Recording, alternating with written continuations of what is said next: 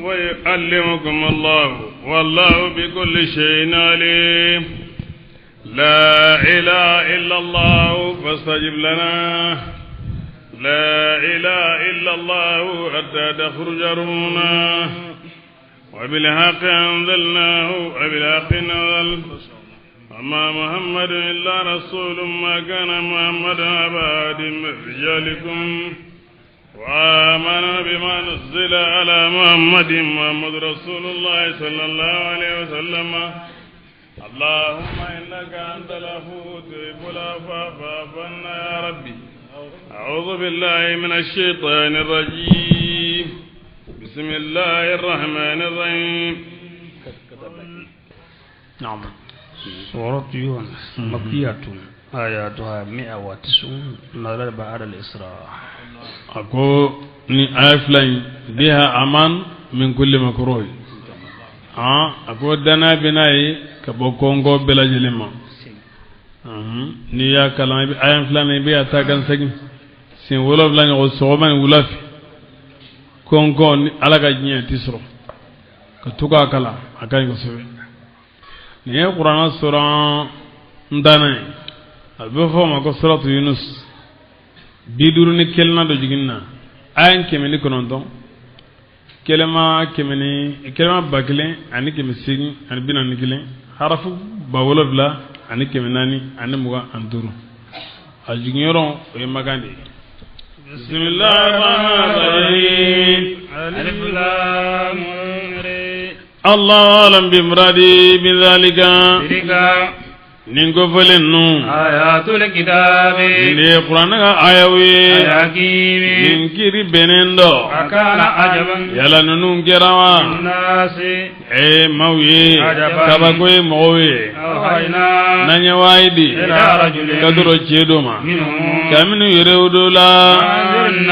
achiran nunne ka maw baba wabashiril ladina ega mawla nisoja minu liman yara anna qarama sidqin kabo sendegebe lahum uye hera nyuman konenye umaro kafiru go inna hadha igaroni lasirun ye gordede min banganendo rabbakum adamu sidqimi ma chien baran ma chien minni akona chien min kona gone nam inna rabbakum إما الله ودي الله الذي اللهم لا يسانقلوا دا ندقما قلوا يورولا ثم كسجين أي دكين لا رشيكا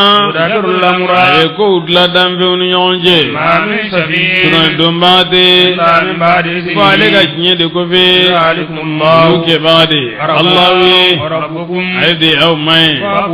أي أكلم باتو ولا تذكروا يلا تواجل منوا مرجعكم أو سغنيرو بكدا عليدما جميعا أو بلا جلي وعد الله ألا يلايدو يكلايدو لا حقا كجندي يا للا إنهم يكادو كوني الله تعالى يبدأ الخلق ألدي بدالو فلو ثم كسغي أما سغن قرأين كني يلا زانا موسرا آمنوا من يلي من يرى وعملوا الصالحات مثل والذين مؤمنون كفروا نلو كافرا من جيبولوه كمن جيكارانا عن العذاب نتورو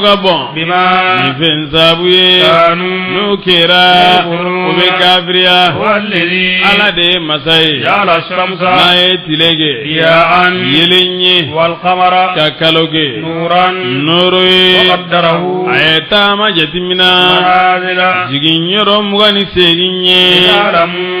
musumugani segingono nam liya nam yelada na don aw na doniya si saun jatila ni jati to bela jelena ala muda koni chede ayo farambansiya mogoye min badon nam dalu jaman be sufun ala ani tle ani fimmi ne ala uda tangolo la kamin malika unu tanawla dugma kul la kamin finyana ma unu kulula ni bajunu tanala ni dalu de mawye min misra lanye maminu nuti anga benyonya ni kunu ni ejigiya no jina injina mai no gundala kasuru no basigira no ni maminu ulutige tigi no re nyina mbawi kabanga ayoma nga kire banje dalu goni Uti la mo udonyoro ay tasmadi ni fensabu ye nukera nubara aminu no liman yara ni mumbara rabbuhum mabukanda nugal liman yasabu ye wa follow mi boli ojukor lala meke arjana sula gawele daga arjana ingonnana tenabiye ya Allah gafulika arjana ingonnana salamu alaikum gawele laba wenunde tanumbe Allah ya rabbil alamin automatique man niko bismillah dumuni bina niko alhamdulillah minamita dore bina nam walajulullahu sarra rijalahum nala kumbe wala yuajilullahu nala kumbe tilalige mawiye asharra ko jugula yere ka korto chugula ni heraye misinga girtige kanuma ugasangala ame mauto ujanga binyoga jigiya ugasilila wakunasiri anawadin dakatilde nafara ko nimfengata ningera tanu a mole dosur musul singa ko ali dendo bangi ma de ma jugu folo ala to ulu betele de ma ulu betege de sa aw nam durru ni toro ya da dem man gafiri ma dana abe an ala wele ka dalen da gerega qaidan wala sigile qaiman wala jole nyere ngala abe ala wele ka sura ga jobi dalen mudla nabi ga ala wele Valamma dumami ranya ga toro goruda kabama atimina na ga kafiriyaye ati sali ati jaka ati hiju wa kasrati fuila abiko mena ba madalika anwele kata toro gurdalima no ya mali nyonya o masri chugo inna wi fe masri dan deme je wali ba o iflanga fiala nu gera nu bara abatanye mantung alaki minun gona o maganga unye tumami rendo ningeni flanga fiai wakira unanuma idalu jelewi umagi nubeli mania wala gilinju ala ame mo sara jinu wigelawi kasegi anya uke nona bilawe dugolola udemenengo yala sanna fulelige choyami be baraketenno yanga yawgala uga no bangale do maunu kanto nonte anga binyonya jigiya أتيتي ina بقرآن ni qur'an kalam finye غير هذا noy nin danai أو بدله wali ka fale قل afo ما يكون amanga لي ne أن أبدله ga fale من تلقاء nyere نفسي famfe إن أتبع ne te foyi batu إلا ما femi يوحى nubu wahi إلي kanama إني ne أخاف misra إن عصيت ni ربي nyamma guda عذاب يوم don gallan zabanye عليم nuga bon kul ikafu ما شاء الله na kunyalaja ما خلقناه ne gundana qur'anin kala عليكم auka ولا أدراكم akundine awla dunyala به bihi na yakundina awla dunya nay وقد لبثت abadin nemena فيكم awla عمرا si janna قبله ka ko qur'anin jigininye ne watu jange ma qur'ana ko kuma fawi de na sura ma hakil mawi ni wasaradi amule amuru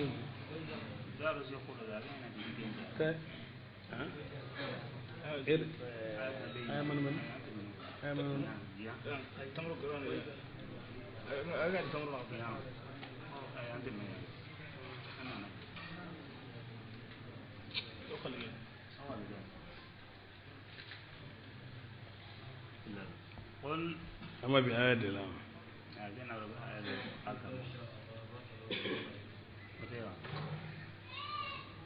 نم قل ما لم نكفما ما شاء الله نكون على جا ما تركته نكون القرآن إنكلا عليكم أو كان ولا أدراكم على كنت أولى دنيا فيه ناي وقد لبثت أبات منا فيكم أولى عمرا في جنة سنبناني من قبله كون قرآن كوكماني أفلا تعقلون يلا أو تهاجلوا سنبناني على كلا صلى الله عليه وسلم أما قرآن كوكما فو سنبناني تمنين قولي على كلا رسول الله كتشي واي رسول الله كتشيكا قرآن كوين لنا وسراد فيه ala kira yare kun gasira kun ti kalangola muna amma kalange de kana umiyan lam yaqra kitaban wala ta'allama min ahad amma don yini masife ko nugo me jogo mo siraw ka ne khalwa siraw nam ko masitenno أولم min gando ni ngabo ممن kateme mo ga افترى كذبا no en galon tige على الله ka dalala وكذب wala ngala ka dala chogodi ka jinyon ndami ka talama ka fuko jinyon be alai au ka zaba wala ngalon tigiyara بآياته ni alaga qur'ana ayawi إنهم konye لا يفلح المجرمون jinube galawti hakli ni rosorode to kunan jade ويعبدون ما hakli de ko belajile adama den hakli malakatu belajile be ale de bolo nyeka maraba bolo tlo maraba bolo mana sunfento belajile maraba ale bo alde bilal sal kalay ni mo ni hakilla ka ko fam nyeka ngaba ikada ko bi chien kan galon galon ibi don fa ani do ibo yoro ibo don nam ويعبدون ما filanga fu be fende batu من دون الله na makena lay لا يضرهم min batu baliyati utoro ولا ينفعهم abatu tu nafa ويقولون ubafu هؤلاء إصبعنا nunde anga sunal dombawe من الله alayro ko ubafu ko kunnunde ga batuli jodaka bon ala boyenina katime anga batuta ka nyisin ala yerima ko awon de dungewe anga ala batu ngasa amba nyeri sula nini num batuliye baro bike suno do mbay anye ala ro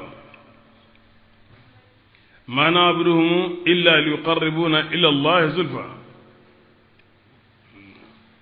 nerola ye kafiru ka hakilai kafiru ube min fo mawi ode onde nga comme nya fa yo don chogomi ni ugo manu nen bi kan galon tige ko be femba to ko bi ke sunan don uluye ko be ke sunan do magay ni ye unneni be ube neni tajur sa alama ni ugo bolu neni o fana bin alani ni ndefamu de ni ndefamu kelen ni sunan don yerew o be ka fa ko bolu be sunan do oluye o be ko waatu jumay est ce que kafiru kun dalen be lahara ko lawa saka kunu ko ni sarani kunna ko baraji bidima u dalen gumbo lawa ayde u dalen gundo lade o ko sunan don ti foye fo jin nafa nya doye do ba bolo comme nya fo don to ko be toronyo do ba bolo ko be hera sama ba do ba bolo ko jugula kare bon u ka suran le don ti foye ko no de ulu dalende lara ko la de kafiri re dalende daga kunna fiu kafani sara kibe kunu ku dalendo la aya fam kafiru dalinde kirawla kiraw bina ne cikaw cikaye alaka ilahuya aka rabbuya usonembo nga aga ilahuya umaso ode goson ni alawu nyamara ni fengo fe utake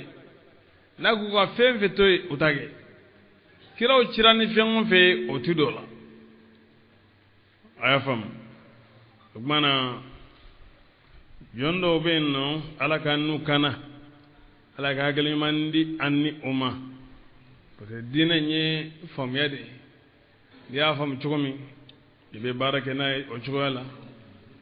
ibe ichesiri dina la pasale la o chogola note jondo ben ala kelema kulu jarabi kada qur'an da min la katab la fa banro la lu bolo ayon ay jigra ay maji kafiru kande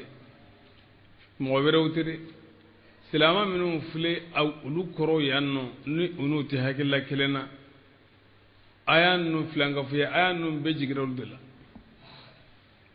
ko kuma we dangare dula dron kada qur'an da min la fa banro nganu ukunye fule ke ni hakili nye doni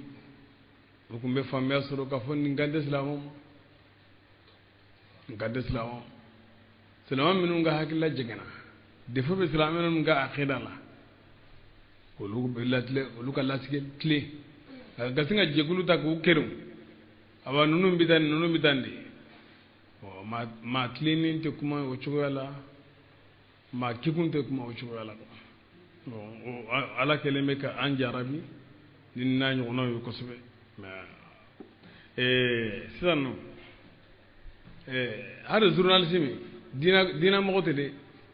ni journalisme yaga barake ma banenni ani mawbe mo minun do dala kera famayo agera ala mo yo ni mam yaga barabe onnenni ma iko bi jamo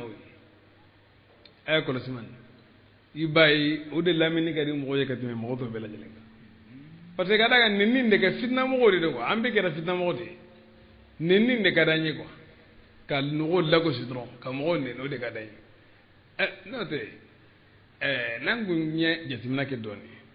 angme minale ke nelike law boloka minunga kuma bi mina ogo kuma fi ko ne ninge don wudi kay wudi hakili bare nelite ma do dina la ko ay we ma to koronga ta fite wala aya fam ni yorola ko nu nyanga sono do mbawi udalen de la rakola de jinde do kelen flana usonente alaga ilahu yamade o maso alaga nyamarashima ubane mbo abela jelema taw kida ko kreya usonenta shima bismillah qul igafu atunabbi'una Allah yala awdebe ala kibaru yawa bima ni fenye la ya'lamu ni ala to don samawati sankulula wala tilardi wala duguma kulula subhanahu sene be alaye wa ta'ala ala ka se kurtalindo amma kabo fembela jelemma يشركون nube ala filanga fiyaula وما كان الناس mu'mage إلا أمة ko jamakulu de واحدة no jamakulu kelen dina kelenga o islamaya dina فاختلفوا kadamina adam ala fukana bina nuhula walma kadamina ibrahim ala fukana bila amru ibn luhayla begum be akela kelenga begum islamati funya kunte nam فاختلفوا mawla bana ga funyongo ولولا كلمة batungun dumena ga bo adama kana nu me alebina watimi ala tana batuba ulla bana ga bangi ko wasila ala ko de ka hakila wa qalu la tadhurunna alihatakum wa la tadhurunna uddan wala su'a yulu halakini jidan timilin ala batuba de tura minun kisra kulungono fo kana sebran ka wati masuryama ala tanabatul baawuna sinti watula ala ibrahim chulum yul halaki ni sosoy ala kelemba tuba dumena fukata amr bun luhay ka banginima ma folo miye bahiratun nundamina ne saibatun tulu fararu ka bawon tulu fara koni akoy ala ni yoro wala bolu ni yoro alidu damina nam ولولا كلمة ni kelema de kunde سبقت no kona من ربك kaboy maro ni la ni saraw ya kharali kala radongono لقضي hukumbi singa kiri بينهم mawonu nyon jejina فيما fenna يختلفون nube fonjongo فيه ola ويقولون maganga ubafo لولا أنزل آية nakoli ka kaba kodo jigi عليه muhammadu kan من ربه kaba mayro ko minabo nabi man gumina ni kaba ko chomi dona ni nyomi وقل dona ni bere dona ni bolo jemay e ka fuma إنما الغيب dogole fe min dogora jonna ukonye لله obe ala kelen bede bolo فانتظروا na kaba ko nyodoy ay la daba magono إني nere min al mundazirin nabi wala magono bawi معكم kafarauka إذا أذقنا الناس ni awnya maganga virulanene رحمة hinela من بعد الضراء geleya ko fe مستهم sankoro jawni awa banawni geleyaw ulu bela jelen ko fe إذا لهم no yu maali nyonya idha lam makrun ibasur plambu bolo في آياتنا yele bonna la anga ayawla قل afuma الله ala أسرع digateli مكرا dabaliye ka ausara إن رسلنا anga chide uno e malika tangali bawe يكتبون ما be fembela jelen sebe يمكرون na bugo dabalindla هو الذي jamfa anika ko sagngada damfe woro minti alai huwa alladhi ala de masay يسيركم nabi awla tagama ka ula yereke بالبر gwelenganala والبحر ani baji konnala حتى إذا كنتم fotuma minni aw kera في الفلك jikan kulunna وجرينا mana kulun de kulelen ko fe ala ko wajaraina kulun non bolla بهم ni taba nunye بريح na tumi ko kuma nyonya kulungulile asina ka ko bihim taraka ba nam birihin ni fiye طيبة ni ofin magamando فرحوا ni kulungono mo ni sojara يا ni kulun ta chogoye يا ريح finsina gana kulumma عاصف no fi dandemelenye جاءهم الموج funun sinanga jikuru nguru jikuru inanuma من كل bo مكان fambela jelenfe ظنوا kulungono mo yere abisigiya أنهم ko olu وحيد ye halakili la meleke nuye دعوا الله kulungono mo bi ala wele مخلصين الدين kelen be ka weleli batu ya khalasi له ala ye فإن أنجيتنا bari ala be mo baraji no weleli ni nam فإن أنجيتنا wallahi ni e am kisi من هذه kaboni siran ko ma لنكونن wallahi am bike min ash-shakirin barka da bawdoye ولما tumami أنجاهم ne ala yu kisi إذا هم itara suru weleli gelaw يبغون ulubi yada في الأرض dugolola غير الحق ni cin tanaye يا أيها الناس wislanga feke ni dana kulungono ubando ko moyti ko boli no bolo dalu tubolo wa joda tuye alaro we ngalon min tige bara foyto nangalan tuge ko aw ko ni yesuno do magaw yaawna lacci ko aba ay nunu mbatu ko o de jabi ka til alafi kateme ala ire batuliga ko awbe nunu ndo awna lacci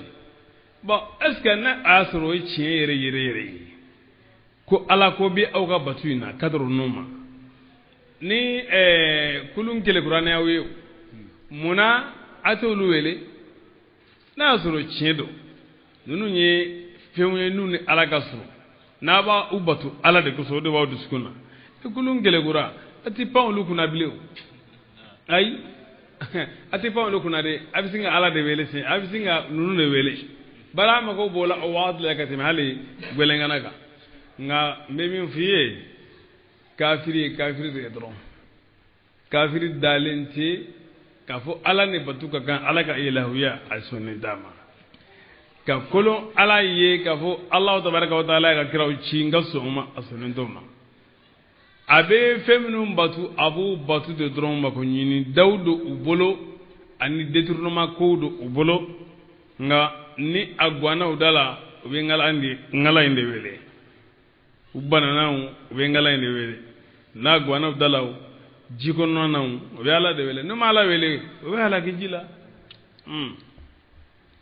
donc o daje daga foko ala batlawdo de batu kise kele o danyi salama luga batu dambe o wele le gwansa inde katalama o de batu yore bari batu te mun ala makoto la ko nam bismillahi ya ayyuhan nas ne ango ala makotala ni mama ma don kiraw ka dafe ala tika baraji sebe te baraji foy sebe ibiga wele mina na o nyaye dron bana nam ya ayyuhan nas ya mu innama baghyukum aw ka bagama ala anfusikum abalaw ba yede udeka ta'ul hayati yen ka damudo ad-dunya no gundal nyana me ka damudo ad-dunya no gundala ka surun thumma kasagi marjukum ilayna marjukum aw sagnyuru bikana undema anunabbiukum am bi aw kibaruya ni fenye kuntum nakira ta'maluna nabubara innama mathalu hayati nyana me ka misaliya dunya no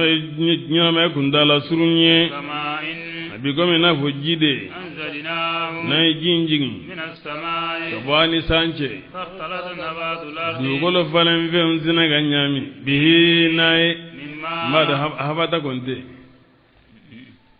habata de fakhtalata ay sito ipana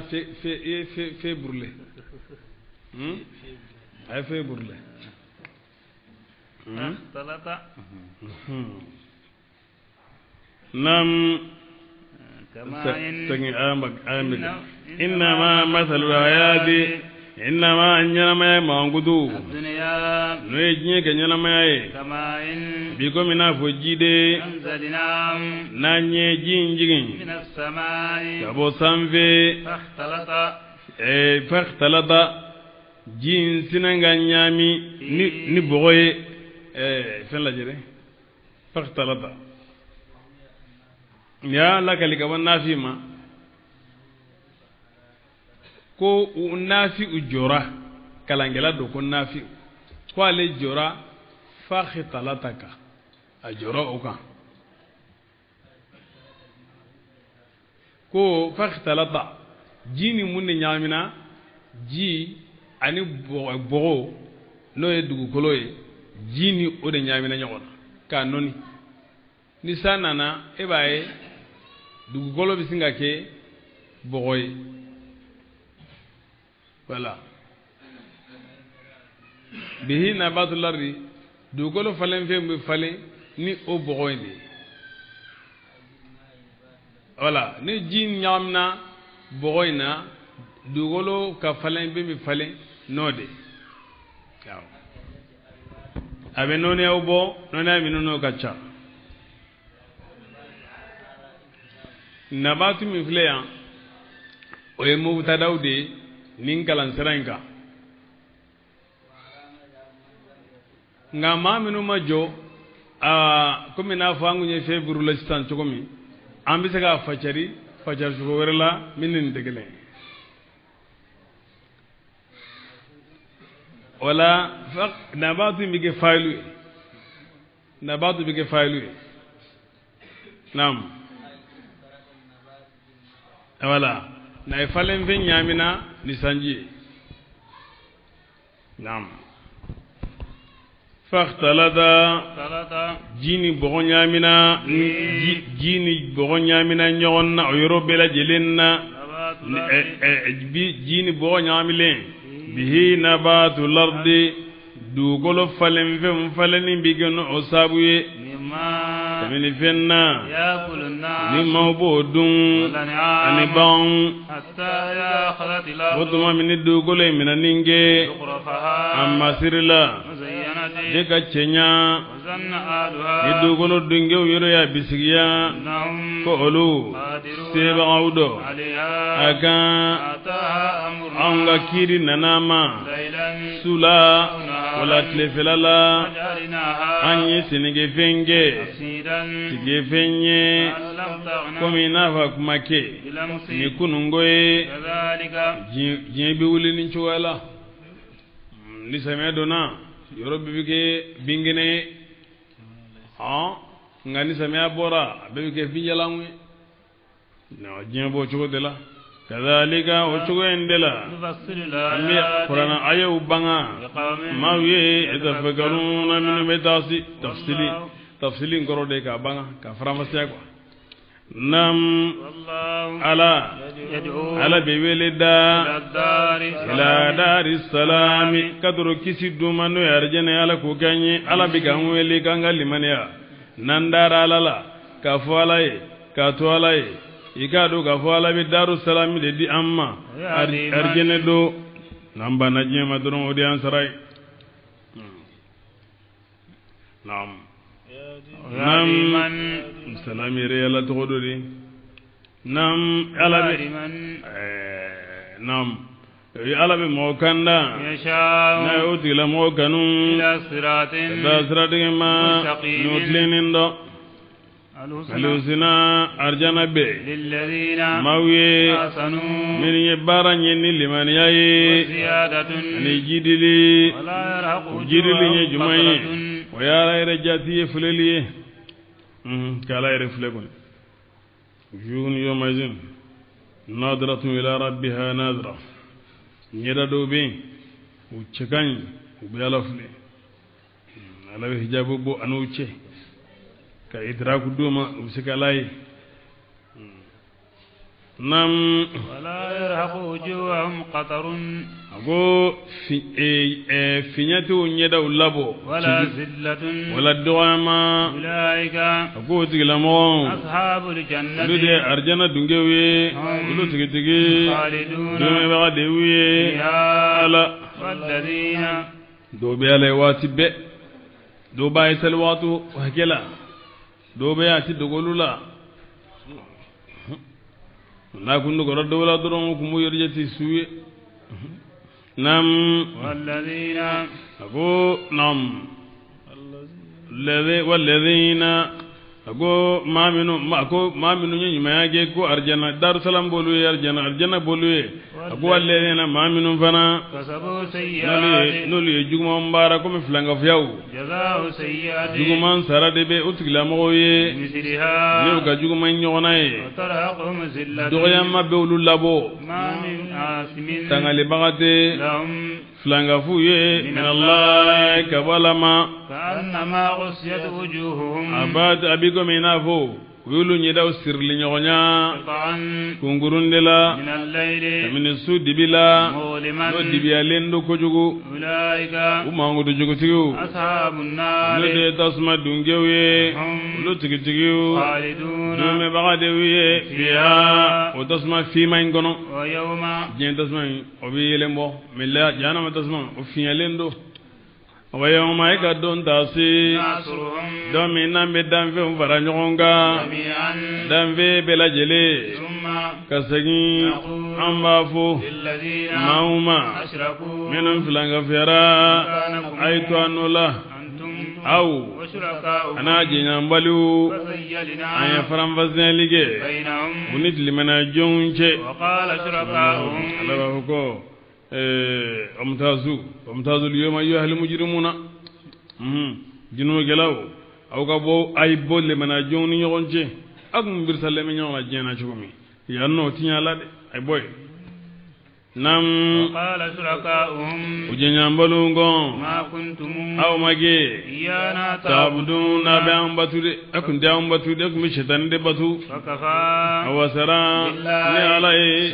شيري بيننا أونجي وبينكم أنا أونجي إن كنا أونكرا غافلين ينبغي عن عبادتكم باغا باتما ما باغا لا مايري أون يري على باتو لودي هنالك ينينو تبلو كل نفس ni bela jelen be fem bela jelen donga kala fem bela jelen na أسلفت na yu ko ababi kala ababi وردوا widan fem sagi إلى الله kadalama مولاهم nam maulahum no bisirbai الحق no masa sabatulenye وسلما afentununa عنهم kabumma كانوا nu kera يفترون nam nu bongalontige قل tabulu ni ay jayba fatere ka dongo fatere ka karuka kurobo ka don ode don ba minal balwa ka fen kurobo ka don nimbela jele me fembe don na oke yimin ke iba be don nam قل afu من man masa jumaindo يرزقكم nabe au gersege من السماء abo sambe ni sanje والأرض ni ka duguma ni falen venye أمن wala masa jumaindo يملك nabe السمع mini mara awi والأبصار ani yeliu ومن yeli kenyam yonde bo marasa ومن ani masa jumaindo يخرج no be الحي nyana labo من الميت kabo sula ويخرج nabe الميت sula bo من الحي kabo nyana mala ومن ani masa jumaindo يدبر no الأمر damfe ngako udla فسيقولون wajibi ubina fima الله we alade وقل ikafuma أفلا تتقون wala audi siran wala nyeka kanya marakan batuwa فذلكم ako aka ukeba الله shin la we alaide ربكم ala inde yaw mai الحق alide masa sabatilinye فماذا بعد mun الحق fendo mun fembe بعد الحق shin ko fe إلا ضلال ko fili foite shin ko fe o fili فأنا to jumainde la تصرفون nabe aw yeleman ka bali man yamma كذلك ako yelema chugo inna حقت كلمات imma ka ربك kelema ake mufrad bil ifrad am bil jam كلمات nam حقت كلمات ربك imma ka kelema wajibiyara الذين mauka فسقوا ma minun yadala أنهم kafo ulu لا يؤمنون telimana yade قل kafo هل من شركائكم من yala mabe wal mafembe aw jinyambulu nunnawa يبدأ الخلق min bidali sinti ثم kasagin يعيده salisa ko fe kasagin kurai قل kafo الله Allah ta'ala يبدأ الخلق alegoni bidali sinti ثم kasagin يعيده aba sagin kurai وأنا to jumaindela يؤفكون lobe aw yelema kawala ka batuma قل afu هل من شركائكم yala من ma bi aw jinyambulu nunnawa يهدي min be maukana إلى الحق kaduro chima kadalujo anika kanada qul egafuma الله ala يهدي ale de be kananinge بالحق kaduro chima فمن yala masami يهدي no be kananinge إلى الحق kaduro chima الحق ode gaganwa إن يطبع uka batu أمن wala danvin de gafsan لا يهدي no tisika danvin sikanda إلا أن kulu ye يهدى ayre kanda de فما لكم munde be awye كيف to jumendela تحكمون naw be kiri nin kiri jengene naga fembato ala kontrola وما يتبع أكثرهم unchon jamanti batulige إلا ظنا ko bisigiyade إن الظن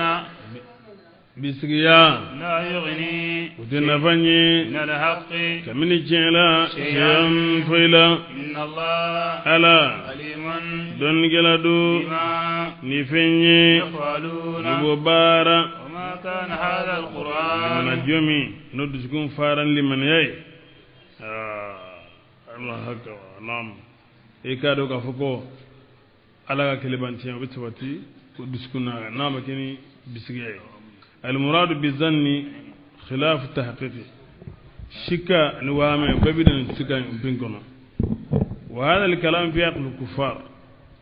alladhina tabawu ghayrahum fil kufri wa qalladuhum fihi minun yema wayro batu kafirala kadlom wayro la kafirain laduratu ubolo dlonina jin anilara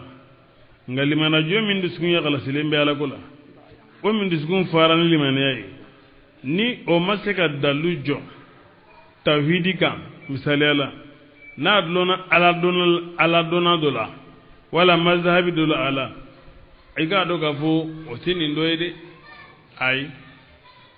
ni dal ini maseka na ni ga dalu yi kala ninte ibi dlon kala mbagaw de la awo kala mbaw de ko ni salen ko ni salite ko ni hadisi ko ni hadisi ko ni qur'an ko ni kala mbaw de bodum ko qur'an ko roy ni ya ko rotani jago ay bi takhlu de ke wala naam nam وما كان هذا القرآن nin qur'an mage أن يفترى gangalon tige من دون الله namage na alai ولكن nga صديقا لذي qur'an fenci tige alibade بين يديه min ba anye gorla kamni kitabula وتفصيل الكتاب ani kitabu franfasali لا ريب sigade فيه qur'anainna رب العالمين ko abora damfe ndaba madero أم woni يقولون qur'an make ni lañini ni kumanye oye sagini de maukan maminu ye qur'an galon tigiya ka fogo ko ala ka kuma kante akoro de amanga ni qur'an yi madu ka karaba madu ka ko abwaye de kunfe parce que qur'an ko ganyele choko minun gany oye damfe bela jelenke bari kuma cenye o bajira ko kuma baka doni ruwaledo ko abi ko chama kalama don ba site min be jes don gele ala nye ko lola mana ala ka doni goro bari allah tabaraka wa taala alide ko bedo mai o de ko son qur'ana dan fe bela jelenke bari ka sabi ka benni jelenya plasu la kurdalena hamza zigo awajaza linsa ayatun minhu wal jinna fa la tati bihi libulagha ninjelo kuma donon kuma ngaraw ulu maseka na ne qur'ana ni qur'ana minum be kuma yere don o beddo ngil don o be kuma yere gelen don go masake na na yawa naam bismillah أم يقولون naam tafsir kitab ko lahu al-mahfuz أبو دي فرامسيا نعم بسم الله أم يلو باب ديوا تراو كو على قراءة القرآن تغير كن في قل أفوما فاتوا أين بسورة ni naya sur odo ne ma bisika tiga kun fe aina ni soranye مثله no e qur'ana nyonay ودعوا من ndi afode man ne ma ko mu'jiza li tahaddi abina li tahaddi ay tiseke na nyoy nam ودعوا من ay ga mawele استطعتم nazara kol من wele دون الله nama kenalay إن كنتم naw kera sadiqina chefalawi بل abla كذبوا ungalon tigera de بما ni fenye لم يهيتوا no mala meleke بعلمه ni odoniye ولما يأتيهم تأويله tunkirul aynu daw ashamshi min ramadin wa yunkirul famu ta'mali ma'i min saqami qad tunkirul aynu nyebi kon ngend madula daw ashamshi tle yelena min ramadin nyedimi bolo ni nyemany ni tisega fulel ki kanyi a bitle ngo ni nyemany na jago sobede fende tle nyela ko ede nyemany dab idabe dumuni damu wala ji damu kon ko jinga kuna kasro adefo be edadela nara de mangene tuma dola jimbe kuna ida kono kasro ji kadire edade mandi ni mami ngoko abi fenfo qur'ane ma fente qur'an la di ay fembe ala tigi ga idraku de la ga famya ale ka famya defu bodila nam abla كذبوا ye qur'ana ngalon digade بما ni fenye لم يحيطوا no ma la minege بعلمه no donye ولما يأتيهم تأويله adun golaba manu mabade كذلك jo endela كذب الذين ma ngalon tigiyara من قبلهم min gona ngiran nunye wi ko gira ngalon duya فانظر fulalige كيف to yami كان عاقبة الظالمين min do ni gelaw la man gelawi ومنهم من ma biuli magangawla يؤمن min bilimaniya به ni qur'ane ومنهم من mabula لا يؤمن min bilimaniya به nay وربك emma أعلم ali de don gelay ni بالمفسدين chen gelawi وإن كذبوك ni ngalon tigiya فقل e ka fu umma لي عملي ni ka bara benye ولكم au ka عملكم bara biawi أنتم au بريئون au bari lembe مما ka bo fimma أعمل ni nebi o bara وأنا mere fana بريء bari lembe مما ka bo fimma تعملون. na bo bara ومنهم من ni mansuqi bi adsif ma biulula يستمعون ma minu belaminige kana ima أفأنت yala e تسمع ثم ibitlu geru laminige wa ولو كانوا allu kera يعقلون. nuti hagili ومنهم من ma biulula ينظر min be flelige kana ima أفأنت yala e تهدي ibe العمي fintu kanawa ولو كانوا allu kera la yusuluna nuti yelige إن الله ala لا يظلم الناس ala de maundunyo شيئا koila ولكن الناس gata mo يظلمون wendo ninge أنفسهم. yero de la dama de yero ndo ni kunango ya selu yeruma ويوم ega don tasi نحشرهم ni ambu faranjonga كأن لم يلبثوا ya bigo mena fo mame إلا ساعة ko sanganinde من النهار ni tlela nyena يتعارفون bi yondon بينهم ni yonje qiyama kene wati dowe dan fe bi yondo kata den kata yan ko bi jogodi ko go ko san bi yondon bi kuma yon fe bi kuma falen ni yon che qiyama wati dowe nam قد خسر الذين abati ma bunena de كذبوا ma minu ngalon tige بلقاء الله ngalon tigera ma minu ngalon tigera bilqa illahi ni alaga binyonai وما كانوا umage muhtadin ma kana newi وإما يرينك gande بعض ubafu ko الذي mamba athana mi marqadna hadha ma wa'ada ar-rahman wa sadaqa al-mursalun hadha ma wa'ada ar-rahman wa sadaqa al-mursalun بسم الله وإما نرينك بعض قال الذي إما أمنا فند جرائلا نعدهم نمبك أولاد أولا أو نتوفينك والمنني نمنا فإلينا مرجعهم أستغني ربك نعون دما ثم كسغي الله على شهيد شهد دو ينجي بادو على ما فيم بلا جلنغا يفعلون نوبو بارا والرسول كرابي لكل أمة من دون بلا جلنجي كمين من دون دمنونا فإذا جاء رسولهم نوغا كرانا نكترو منو ينقلون تكيا قضي وبكير تكي بينهم وني يونجي بالقسط نتلنياي وهم ولو لا دون يظلمون دنيون دي يقولون وبافو متى هذا الوعد يلا ni laydu imbinake wati juma indela ni lazabaye إن كنتم na ukira as-sadiqin chiflawi قال afo لا أملك ضرا ne muhammadu de toro samali mara لنفسي nyere nimbo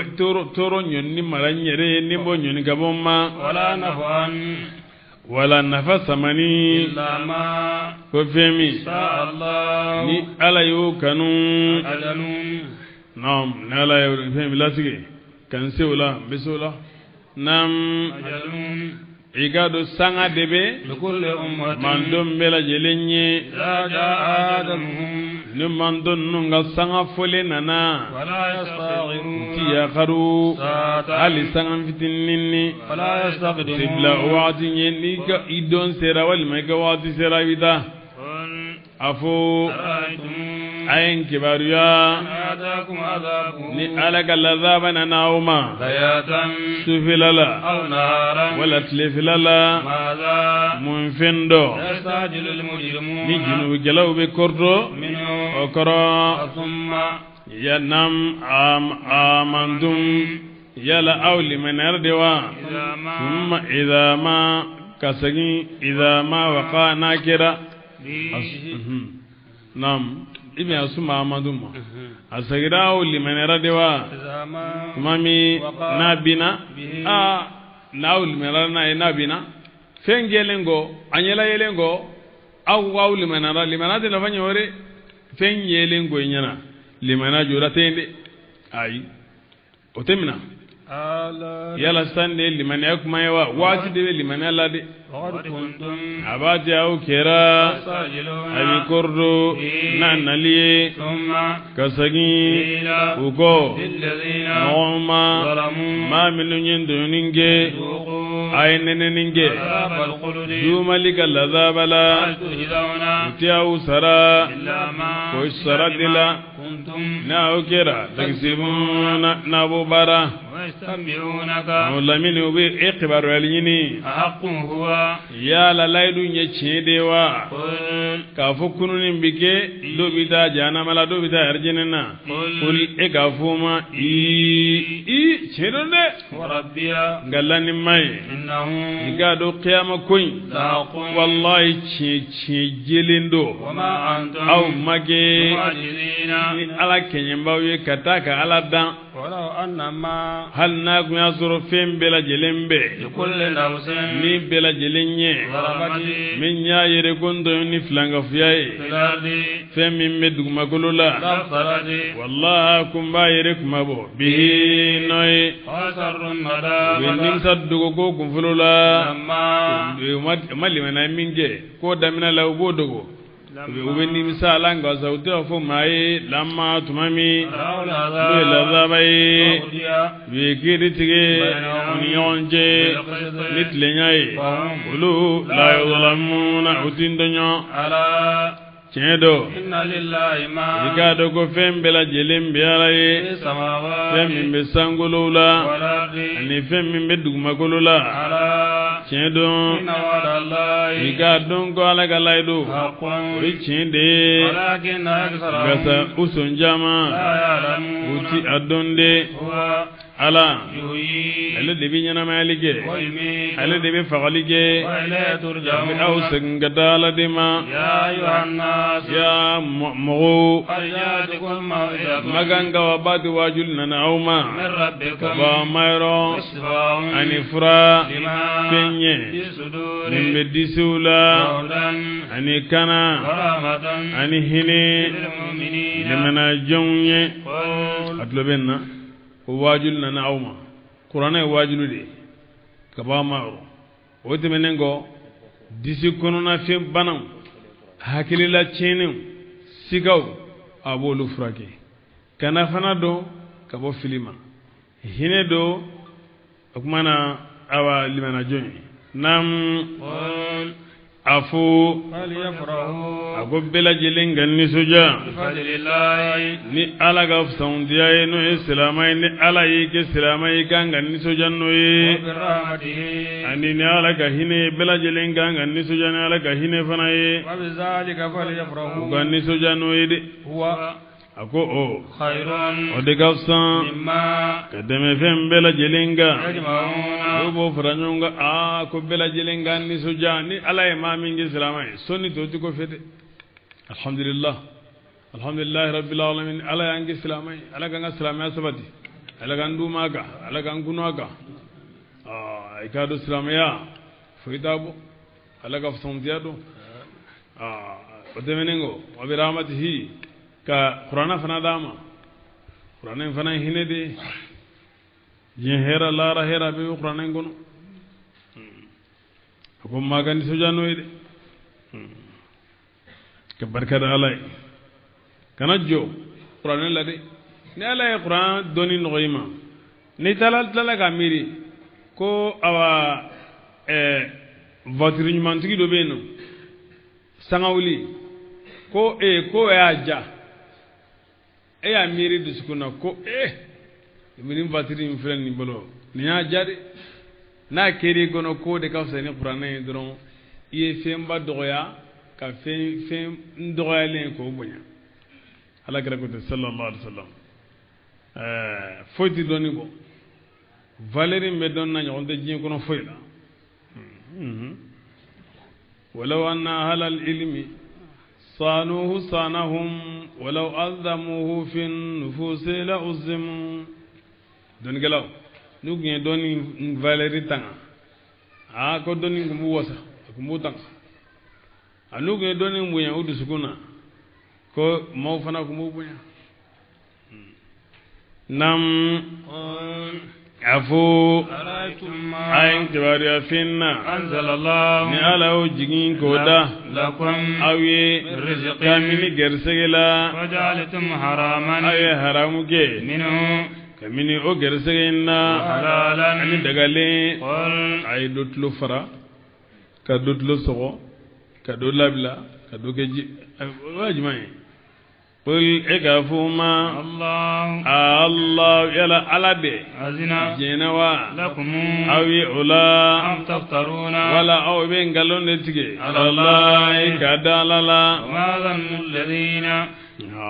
ulude biga ko tian u yerewma wa alla istaqamu ala tariqa la asqaynahum ma'an wad'an linaftinahum fihi lam nukun lana akoko menya ubulu nam ma dhannu alladhina munde mawga bisigiyaye yaftaruna likadhiba minum be ngalondige ala allahi kadalala yawm alqiyamati yama jodonna inna allah ala la zu fadlin wallahi ala fasaun dia dunge ala nasi mawga walakin rasa aksarahum mawsun jama la yashkuruna de barga dalay wama takunu e muhammadu lamin teke fi sha'anin konye shila wama tatlu e mawlamin tikala minhu kamini konye nunna min qur'anin min qur'anilla wala ta'lamuna wala ta'maluna aw kiraman don di barage min amalin barasila illa kunna ko an ala ugage shuhudan shedewe alaykum aw kan o bela jelinna tumami tufiduna nabido fihi o gonnana wa ya'zum mithqala dharratin darra hageti dogo an rabbika tabu imma ka yelima fil ardi dugugolola wala fis samai wala sangolola wala asghara wala minga dogo min dhalika demeukan wala akbara wala minga bonnoye illa fi kitabin ka soro be kitabu de la mubinin ni o bangaledo ala shedere inna awliya allahi igado ko alaga waliju la khawfun alaga waliyu ode ya toyre be bawanangana ba ko waliju ya fam ye arabuka nyelema ka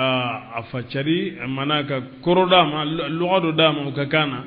comme on a fo ka chaw kan na chokomi waliyu de do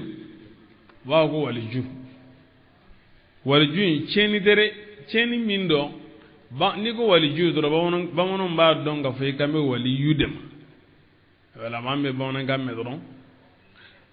Allahu ba ko ala ni ko ala do ba don ga fay kambe Allahu dem obi oti basi kan na chenite basite kan mo be fendo ni tomi e ba wele odela ngani ba arab kan fo arab kan ne ko waliyu afam alaga waliyu jamadi awliyawi ko ayana ala tambihu kala kunu ko nga bugalama ko me wati minuna ni wati na sanu ni ba minu duguturu minu ye islamiya yere kalangi ka sefo duguturu yawma wala minu ye dina kalangi ka sefo sanfe kalangu ko fe jamana no ko mina o saudiya no bon akacha la no wigu ka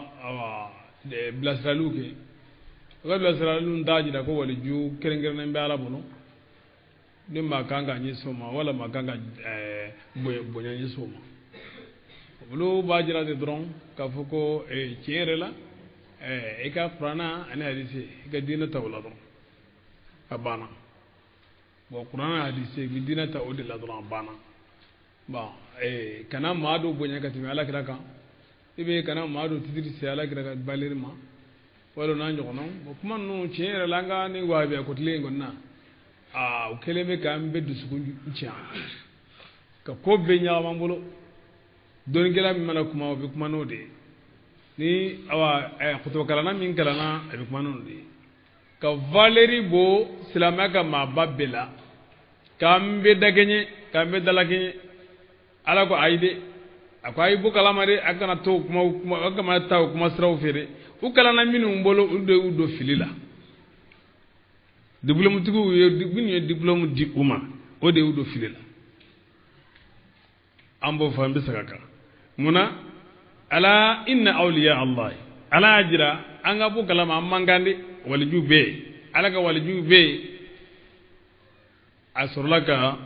ala ga wala junnu awujo ujoro fo ala finu ka fasirantuka amada uma atlala ka umagangutu dofo qur'ana gonana umagangutu sinzile minga asurla gofo no nyini nga ba ko ambe wala jude ambe da maga wala jude rati don ma de bika wa kene fani watina to to bakala nawni kala ngelaw ni ko be nyaga bi lo sa ma ba bunya tembele ambe gele ka foka modo ta segere ko e wal juye wal non tembele ka be de gele ka se de la re hal ni mingo ko asugura ka ala kira e wal ma asugo nyuma ko ngalodo ko ama fo e shetane ko ala kira ko arruya salih sugo nyuma jizono min siti wara bayana jizamina nubuwa ala kira ko sugo nyuma ko we nabi miyani atla binani an woroy ko o kelende kamini nabi miyala ko sugo nyuma ala kira ko te agadi salem bela ko go ngalondi ko ngalondo ko sugo chedala bon est-ce que on bisaka to ni ngolo tan ka salama billahi la ilaha illa huwa ndem ma salama ay ndem ma salama de ni manguru jade ka valeri bo anga dina cheba be la jinena ena fara ni magale biga wali jawele dola wala biga mo go yabe dola ala kirla ala jamani sinoma o ye bunya soro edimine mbo goro e bisinga benni wali jubeni wala bisinga bila wali o tiketen sa atikete kele bini ma minche kana ajuguya ko bunya ala bunya dama kana ajuguya ko dusugo nyesine ba a ibise ka fodron abika ninge ni manyi abika bara ninge ibu bara inde kon mo be bara mo ka bara kon ka sure ma yere kon ibe mo ga bara bible bara contrôle la ka sure ma bila yere contrôle la ne ala ma mi la bila ne ko ibo la bila winya bo kele o de be sena dusu ti ka lafiya chugo sila din doni bayin la ante ka nafanu ka doni nenni bolo ni ke bin donu nunta doktoru ka doni ta fendo doktoru nyunembe fendo bale bolo ko man taba sayda ghafala ne felen batu doro be nyina kwa wala iba doro ale nyunembe doni dola o kelembe ka bogo ndanya ka nafani aka doni o man mo ka hakili soro ala ka wali jube ala ko te qur'ana ko ala inna awliya allahi la khawfun alayhim wa la hum yahzanun adinya na ma waqfatu do gayano don parce que ala ka wali jube fango de saraki fango de don wali yuyem jamu wali min al walai ala ka masrum ala ka wali yukoro de ala ka masrum ma min ga surum ala la ya fam wali yukoro de oye atigilama be silembe ala ka khate malima ni a farifa bela jeli anni a fargolo aka jimel kono fe bela jeli ayo ni tafsiru takalaje yanno tafsiru waliyu nyire koro jumai jonde alaga waliyu tafsiru tigu kumana yanno aya jira ka fo waliyu bi don tafsiru ya tigu ya jira ko mogo do bi ke ala ka waliyu mo ba don ala ka waliyu do bi ke aye o mo fana ba don ko karsai ala ka waliyu jin wati be ala be mogo do sugandi ko ke aka waliyu ye mubashirin nam hala kawni ni sojali bagawdo ala bolun ni soja بطلعة أنوار الحضرة على أسرارهم ومنذرين لمن خالفهم أو مبشرين لمن أطاعهم واتبعهم بطلعة أنوار الحضرة على أسرارهم ومنذرين لمن خالفهم بظهور الظلمة الكوني على قلوبهم وانطباع الأكوان في أسرارهم فمن آمن بهم وصحبهم فلا خوف عليهم ولا هم يحزنون بحر المدرسة يقول أكو وليو بي وليو منو ني وبي ما نسوجا ni mami ntugura uko mbawa hakilaji waliju siteno mimbi na ni fenye mimbi qur'ana fonyo ya ay alaga waliju siteno mimbi na ni fenye mimbi qur'ana fonyo waliju siteno mimbi na ni fenye mimbi hadisi fonyo ya ay muindo doron famuya choko ude dongwa abisega eka famuya qur'anela walma eka famya hadisela abise ko ko ni fonyo nya odi jagwe ba ka fuku ka mowere bunya ka uti mala karaga elu ngalon ndesa yen be mowere bunya ka ti mala karaga e ga mo bunya be ga bunya ala karaga bunya di ala karaga de lasli ala de karamo na fara ku ka ala karaga bunya ibi ala gara bunya yoromi ala gara sumo bunya yorola ibo lu bunya chogomi sahaba wi bunya yorola ibo lu bunya yoromi tabi ina wi bunya yorola ibo lu bunya yoromi ma min ma la de ufe ni nyumanye ibo lu bunya yorola ibo no bunya chogomi ma min ni dina indoni ka jodi dina la seliye ibo lu bunya a gogo ka mo bedala kenyi mati ma bunya biri ka aba dina yere trois kanga ha oti famude wala ni mami mbanuma ki kon idusugumbe gurja iga doni bi dan intibal akwan danvun imaz de bina dusuguna wati be hakilte alafe hakilte kira biblay wati be eqtisula lebe danvun numi naam oye bala we nabi jigin ikan ala inna awliya allahi la khawfun alayhim wa la hum yahzanun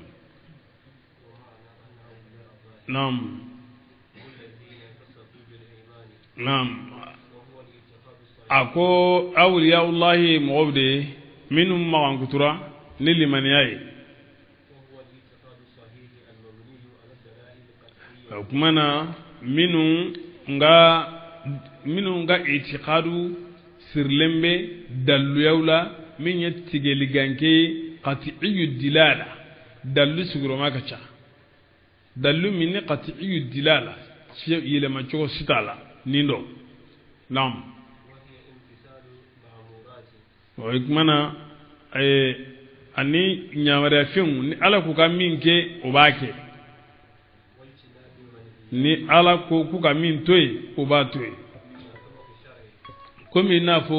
sharia ya fo chogomi ode ko so ko shariyu ko waliyu ka sharti akake matangalenye kavo komi nafo abul nabi manga sharti akake mini ala tanga mam wawma wala waliyu ni oyi banamini sharia nye min do nembe qatan ni waliyu minni ibanamini onye oye yere negelande a janfaledo المام الشافعي كو أني أبو حنيفة ni don galaw make waliyu alaga waliyu ye waliti ala bolo anam o kambe don gala dema don gala mi no be barake naga doni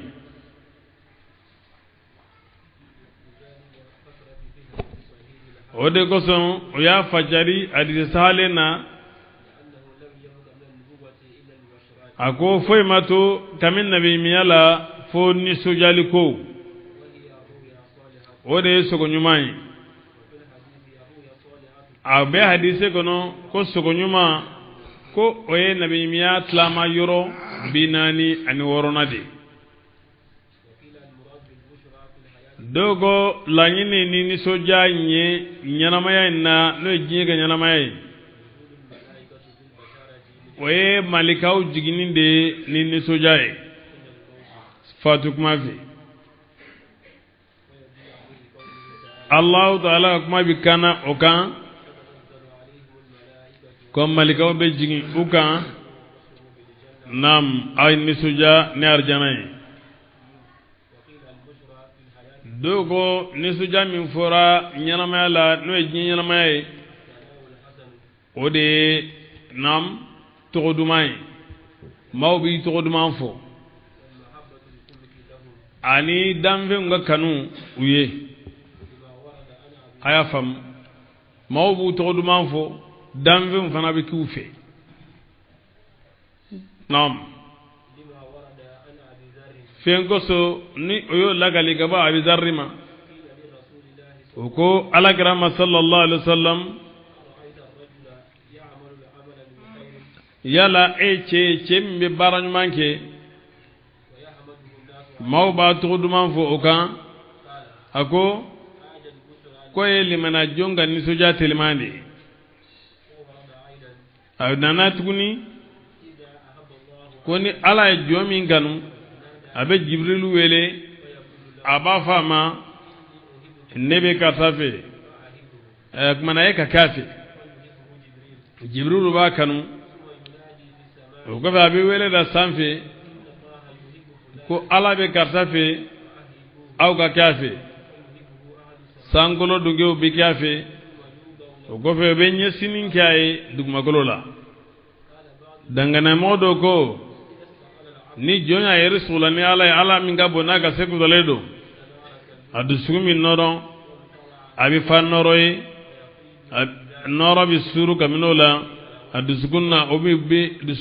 obi bo nyedaka ala insranyi ni majigi no bi bangaka mawbi kafi mawba togod manfo ode ya kan suja tilimani ni ala kanu ayi ani ala ga nyi aka doko bushra fil hayati dunya ko e karamo bonyele ko bangani de ani kamako sara ni noye nam ni jom mana nyesi minga na lendo katara fema kamina yaqulu okula ala disingo sara robe nam fengo feno temina o bela jelemi do bushra gono nam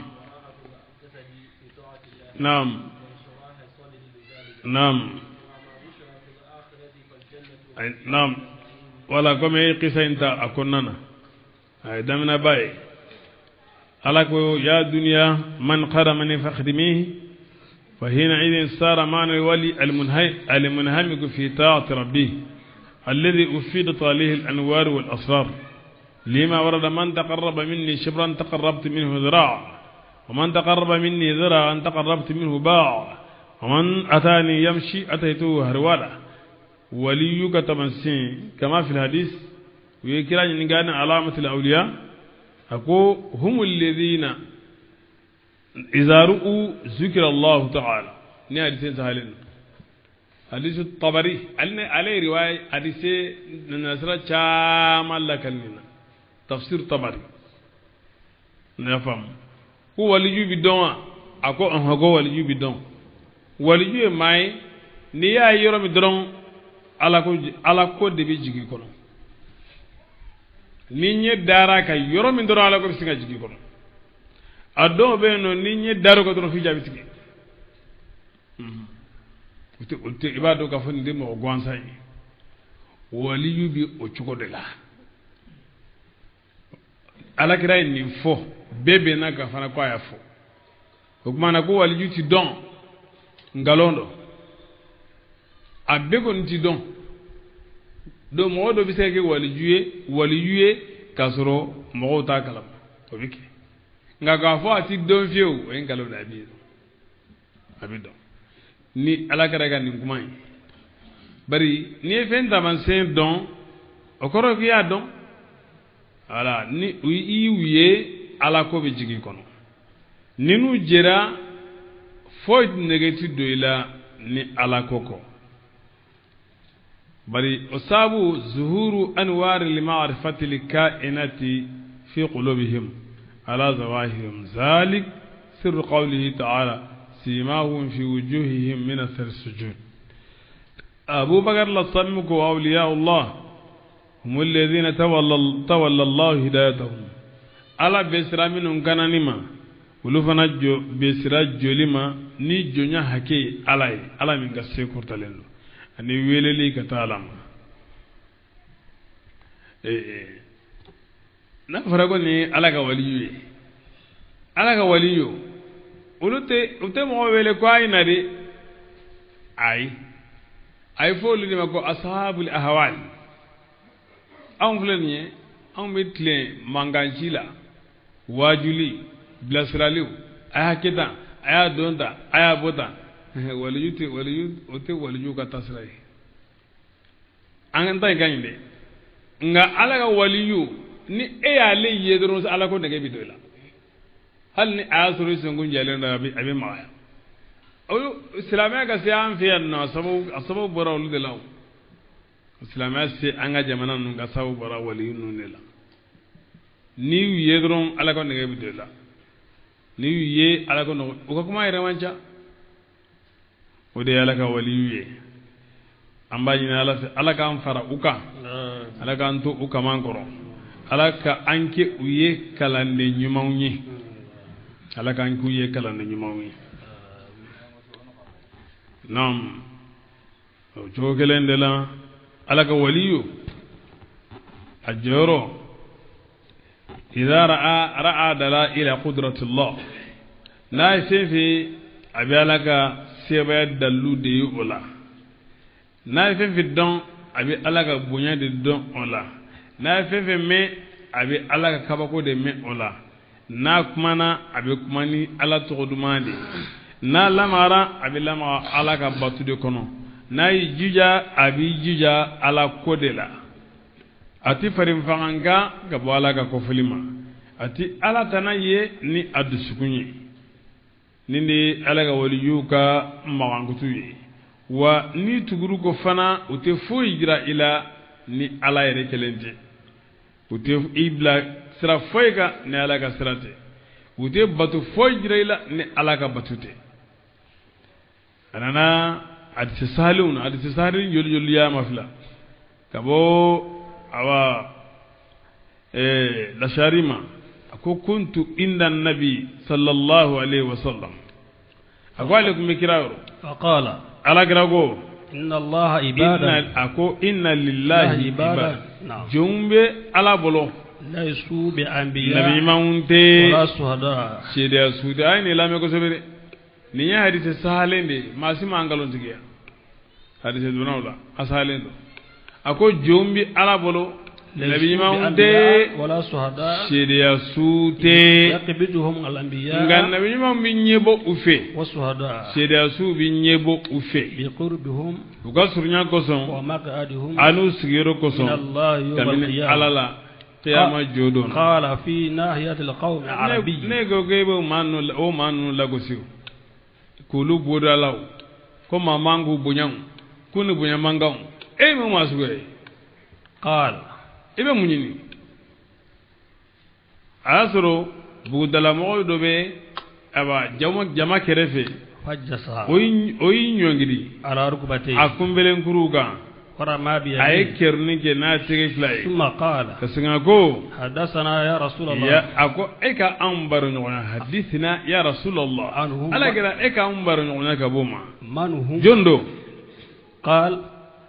ako فرأيت في وجه رسول الله المشير أقول لي نسو جاي على كلام يلالا صلى الله عليه وسلم هم عبادا أقول جوندو من عباد الله كمين على كجونا من بلدان وبورا دغو دلا ستا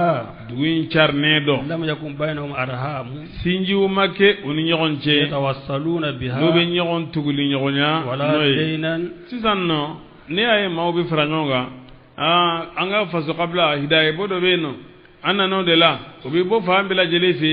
kana nyon soro o hidaye boyna o kany nganun dato ede nun de kanyon faranonga ko sinji bu nyon jele ko bino tugu ay nam ولا دينا wala dunya يتبادلون jien fana tuni nyon je yetabadaluna biha no be nyon son ni oyi en be no ogmana ko angata ni yorola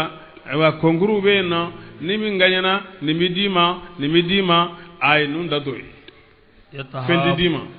ube nyongano dron بروح الله ni ala yire jati يجعل الله وجهه ube ga nyongano mungama ala yire jati ube ga nyong munde di nyoma Allah ta'ala tabaraka wa ta'ala ka ko foli fardau dilengo naflau dilengo لا إله إلا الله dafalelu siri uni alache kalaidu siri uni alache andi nyogon jamfa anti nyogon namara anti nyogon karabantiya ambe bi je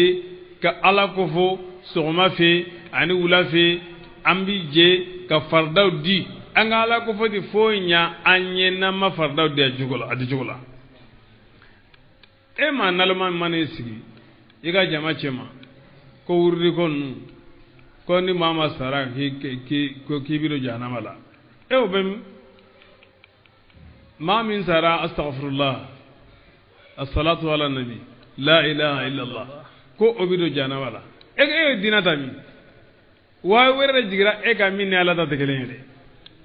wallahi nima tubi ka way kani malangulo gumannuma ha ita janama kono kamile jenlay bi tay ene mu ngoy tan ba wala ma de mangi ga barabin ma neni ma mani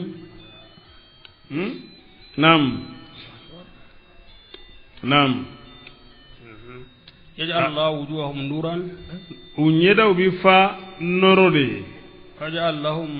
منابر ala be mimbaru ke uyi من اللؤلؤ kamile lulula قدم الرحمن hine masanyi korlala يفزع الناس mau bisran ولا يفزعون ngalu bisran ويخافون الناس mau bi joro ولا ngalu ti joro يخافون ورأي عمر بن الخطاب ya lakali ga umar ibn al-khattab ma قال رسول الله صلى الله عليه ago ko وسلم ala kida ko sallallahu alaihi wasallam إن عباد الله inna min ibadillahi unasan mo be wuli ala ka jonna ما هم بأنبياء nabi mamunte ولا شهداء shedia shute يقبضهم nabi الأنبياء mam bin taula والشهداء shedia su bin يوم taula القيامة kiyama jodona بمكان nuka yuroye kaminala قالوا يا رسول ko الله yara gira أخبرنا eka an kibaruya بأمرهم ni uka konye قال ala gira ko هم قوم mo don تهابوا uye nyogon kanu بروح ni الله ala yere ka kanue ala yere jati أرحام بينهم ولا أموال silamaya dina nyogon kanu de kama sinji utu ni nyogon che nafolo tu ni nyogon che nubo di nafolo ko ka mana uka dalaje kuntoye dalaje kunye ala kode ok mana ne jama farla nyonga madu wila nyima wajibi yo ka nyogon kanu ka wuli ka nyogon segere ka wuli ka nyogon farla nyonga ala jati kama o nyine ne do nini hadisen nu o fa innahum ala nurin kulubin norogan tesrani mausrana ute dimini maudimina ayni ayin gala nam anana fana ko ne ka waliju kamininga jonna lude moye ni ubenne ko nam bu ko fenne ko fali ubenne fana ko fo ni olugo ko fali ni hadisi ni befora hadisi ko nana ni tafsir laje yanno o bebe sangi nin kuma kelen de kan walima u bɛ kuma fɔ min ni nin ka surun ɲɔgɔn na komi n y'a fɔ a ye cogo min a nana ka bɔ alakira masala sallam a ko man awliyaullah qala alladhina idha ru'u zikra Allah wa akhraj ibn mardawayhi min tariq mis'ar bin bakr bin lakhnas an sa'd radiyallahu anhu قال سئل رسول الله صلى الله عليه وسلم من أولياء الله قال الذين إذا رؤوا ذكر الله ni tabariye hadisi caman nati la o bela jala kana nin kuma kelen de kan wa akhraj ahmad wal hakim wa tirmidhi an amr ibn al-jamuh radiyallahu anhu an amr ibn al-jamuh radiyallahu anhu annahu sami'a an-nabi sallallahu alayhi wasallam yaqul نعم لا يحق للعبد نعم حق صريح الإيمان حتى يحب لله ويبغض لله تعالى أكو مانكا أتي مانكا جوين لمنا يريري تسبت جوين فيو فو إيكا فندو كانوا على كما كفندو كون على كما نيه كانوا يليك على كما ككون على كما ko iye besili ino kaka kabala ro wa inna awliyai min ibadi wa ahibai min khalqi alladhina akoy mugudi ubulu kofo bi dhikri wa uzkaru bi dhikrihim kama mbora ka facho kome ahmad ibn ayala kalika wa abdurrahman ibn ghanima ako abisini hadisi ga nakira sallam ako khiyaru ibadillahi alladhina idha ru'u dhikra Allah وشر عباد الله المشاؤون بالنميمة المفرقون بين الأحبة الباغون البراء نعلت هكذا أكو على الجملة جمع كوي مودي ما منهم وينيون كانوا على كم نيويه هكذا بيجي على كلا على الجملة جمع كوي تاما باودي نميمياي من بيه كانوا يقوم فرا كبنيونا نعم هكذا وي أدوي فناي الرؤيا الصالحة يلا أكو بشرين كوي رؤيا الصالحة دي رؤيا الصالحة هذه تمنونا نولا أمدو فوق فنالا أمننا عبارة بن الصامت لا أقوى على كراج النبي صلى الله عليه وسلم عن قول الله عز وجل لهم البشرى في الحياة الدنيا وفي الآخرة قال هي الرؤيا الصالحة يراها المسلم أو ترى له سكنيما سلامة يركاي والما مادو كاي لكمنا موكا كونغوي كفاي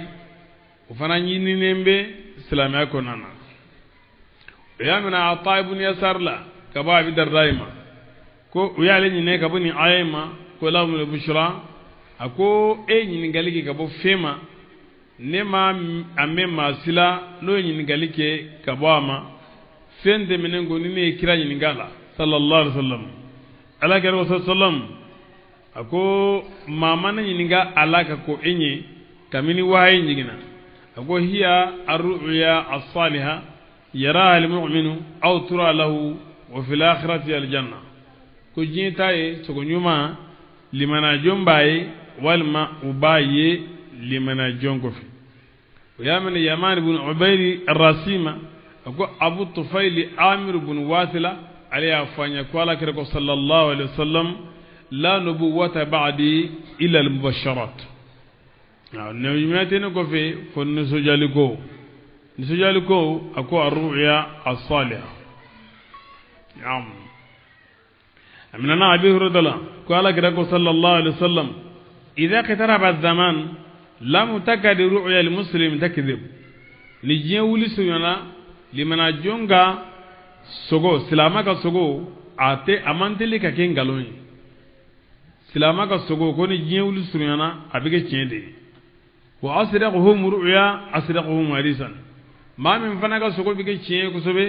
وي مامي nga kuma yace agmana ruya do be o bushra e kabalama ruya do be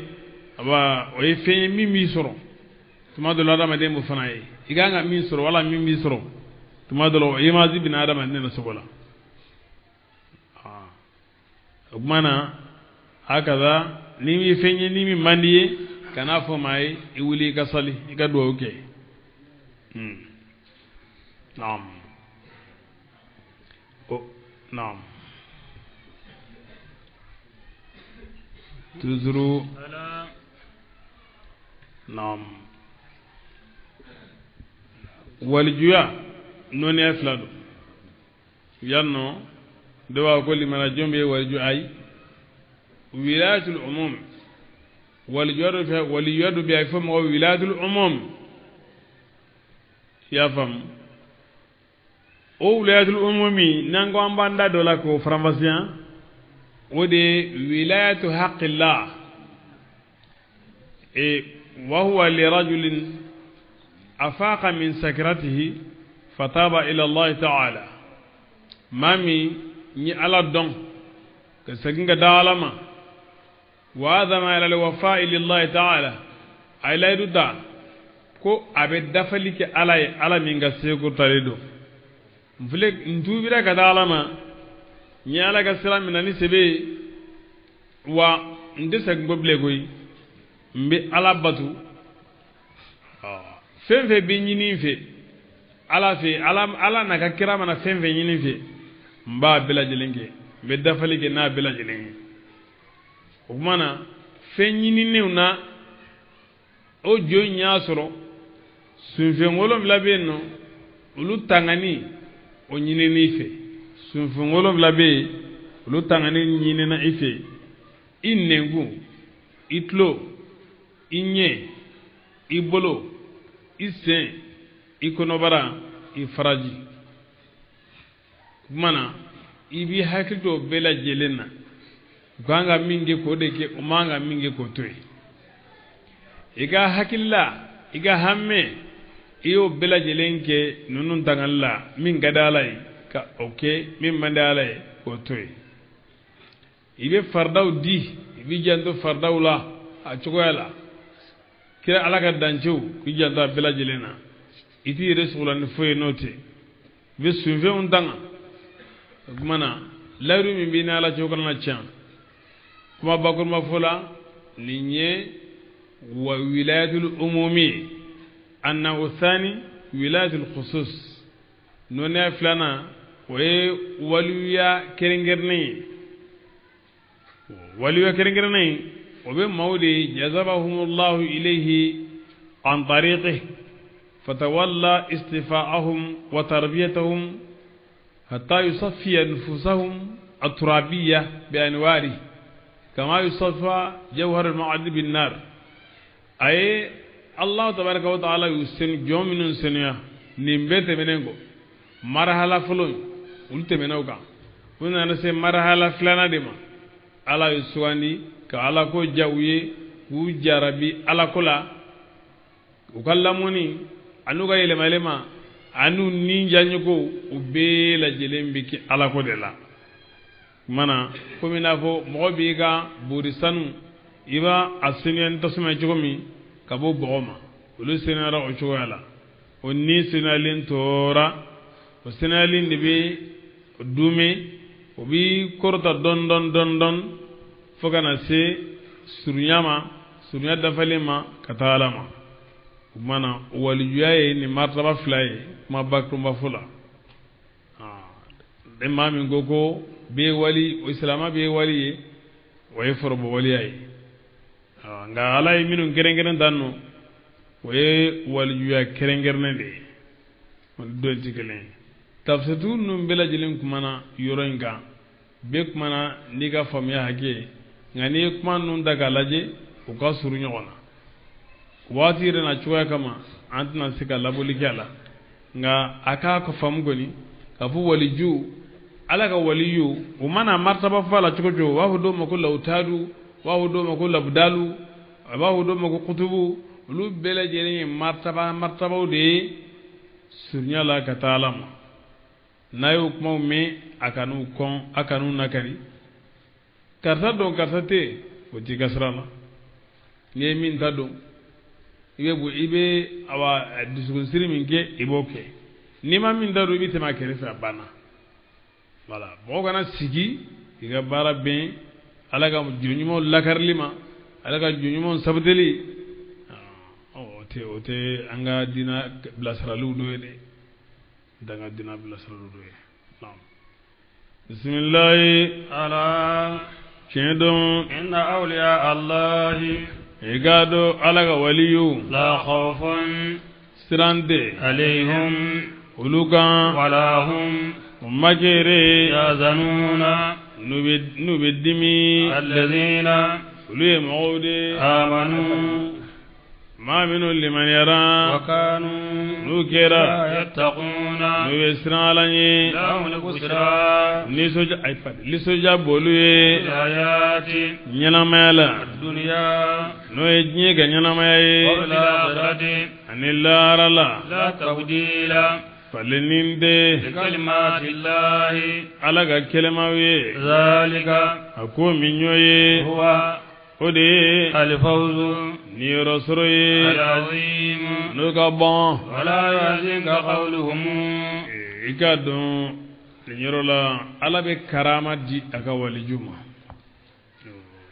o karama o ya ifo mako bonya ala ba ka waliju bonya me waliju ayre sartite o bonya yende mo bi sa ke waliyuye kasro awa karama jonjom ma ke iye mais ala be karama ke waliyuye ahlus sunnati wal jamaa o bela jelembe noka o karama o doyni ayin flega min fo isbatu karamati lawliyai yiga do gafodi ahlus sunnati wal jamaa o de uluga hakilai hakili be nin gwan jendiya gafo karama bi di walijuma karama ala be waliyu bonya ni fenye ni maw minye kabako koye ani min gara mu'jiza e kirai ala sabili tahaddi o bisika ke karama e waliyu la ala sabili tahaddi ya fam hakili ba sabati ka fo bonya bi ke waliyu nga obe ala ka seba de jiraw o ba jere ka fo ko karama min gara waliyu ala de yuke hadise ube atharu be minum bajira ka fu karama chama ngira waliyi Qur'an ayo be minum wasabati wa man naqulu fa ayatu fil qur'ani al aziz wa hadisa mustafida waliyu ka bunya ayan chama be Qur'an kono min yo sabati hadise chama be no min ya sabati ala ko maryama ma wa huzi ilayk بجذع النخلة تساقط عليك رطبا جنيا المام أبو المعالي إمام الهرمين رحمه الله عليكم ولم تكن مريم نبية بإجماع العلماء جيم ببناك كو مريم كنت ولجوي ببناك أكما نامك وليه أكرا صديقة دي كما على أفو عنجومي gmana o kabako yi o kera waliyu de waliyu musodo ni kabako kera o de ndamare jale ndamare ngunguru jala kalama nda akage ndamare denye ga bi o kabako de ni ala di waliyu musodo ma zakara ko mana do aka mihrab ko nana min gumbeke na ko wa min indillah ko bora ala de ro o fanaye o jona de tlema jirde ko sor funena wal funna jirde ko sor tlema la iga do ka fuko fanaye kaba ko do yi ani karaba do yi ni ala o di ni wali muslim Suleiman ga kisa bo chuwa alayhi salam tumami ni ningogo ana tika bi qabla an yattara lika tarfu o fana bonya de ka di o join fana ma awa o chokele de la khidru mana jonyuma min ala ya kibara fo nu oba fo o jonyuma ima ko khidru ikado ka fo ni Musa ka kibaruya o fana kera o chokele de la bunyado ni ala ke khidru ye karama do ala kera ka sahaba kuma wa kala ma chugumi dondola ubora misirla dibi kumbala lambangu tubulo utadula ala ye yelen mene unye yelen kera kelen sahaba fila de gundo kelen doye abadu bun al-bishr ani usayd bun hudayr ni sahaba baflay ubole misri kono lambangu yelen kelen de gundo unana se sira farama nimita kinife nimita manvi yelen lala fly kelen blala kelen blala kelen oye karama de ni ala di sahaba ma kulu dungew mo sabami ni kulu da firla udala nu ala deli nu ga baran mami oye karama de ni ala duma jureri alega demse min gumana oye karama de ni ala di jureri ala kira kuma sallallahu alaihi wasallam aqul laqad kana fima qablakum min al-lumam muhaddathun in yakun fi ummati ahadun fa innahu mar o fana karama de muhaddathu de ka kuma ni femi make abifo mako ko dogole ka femfo mi make folo abike ala boke waliyuye o karama de akuma na hakaza ala kira ya jira kafo maukira aunye kamini ban Israila gaula ube kuma kasuru nabi munte o fana o belajele karama de ne ala uduma Khubaybi al-Ansari o ga kisa o ma dugolo kira ala kira yerenyina sallallahu alaihi wasallam o fana karama de ni ala yi akai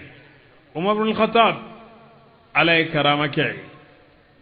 aya ka kele bolo blaka dan hawan ayu kuma nyonya ka to Madin uya fam fana ya Sariya al-Jabal ya Sariya al-Jabal Sariya ijando kulula Sariya to kuma mi oye karama de ni ala uke aka waliyuye kuma na waliyu ka karama dandala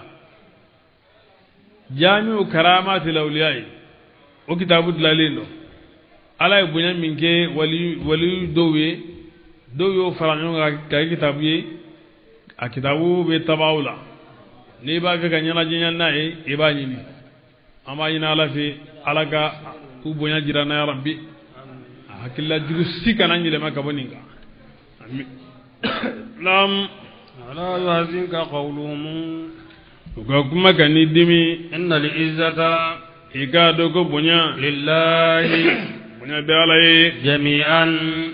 abela jele huwa ala alai as-sami'u alide menin bai al-alimu alide don gelai ara tiendo inna lillahi man ika do dan vembe la jelembe alai fi samawati dan veminum be sangolola wa man ni dan vembe la jele fil ardi minum be duguma kolola wa ma yasabi'u alladhina mauti batulige yad'una minum bika ala tanawile mai min dunillahi la makina alai raka jinyona yattabi'una haqiqala uftika jinyon batu ala jinyon te ala numaje ka fodla ala kelende ya koke yote foi batu illa dhanna ko bisriyade wa inhum makere illa khurusuna hube ngalon tige huwa alladhi ala de masai ja'ala al-layla na isuge لكم awe لتسكنوا yalatana basgi فيه suinna والنهار nitle مسرا yeligelai إن الآيات dallu caman be ala ka kelebantiya kan في ذلك folenna لقوم mawe يسمعون yani be meninge قالوا yahudi amnu nasaraw ko اتخذ الله ولدا ko ala ye den somina n'olu tanaw سبحانه sena be ala ye هو ala الغني ale de kari baye ka bɔ danfɛn bɛɛ lajɛlen ma له ما fɛn bɛɛ bɛ ala ye في fɛn السماوات min bɛ sankolo la ani وما fɛn bɛɛ في الأرض n'a bɛ dugumakolo la إن عندكم من سلطان dalu si t'aw yɔrɔ بهذا ni nin fɔlen ye أن تقولون ما yala aw bɛ fɛn de fɔ wa على الله ka da ala la لا n'a ti o تعلمون dɔn قل a fɔ الذين maa minnu إن الذين maa minnu يفترون الكذب olu bɛ nkalon tige على الله ka da ala la لا يفلحون olu tɛ niyɔrɔ sɔrɔ de do kunanja de متاع damu dɔ في الدنيا diɲɛ in kɔnɔ yan nɔ ثم ka segin إلينا مرجعهم aw segin yɔrɔ bi kana anw de ma ثم ka segin نذيقهم an bɛ aw lanene العذاب an bɛ u lanene lazaba la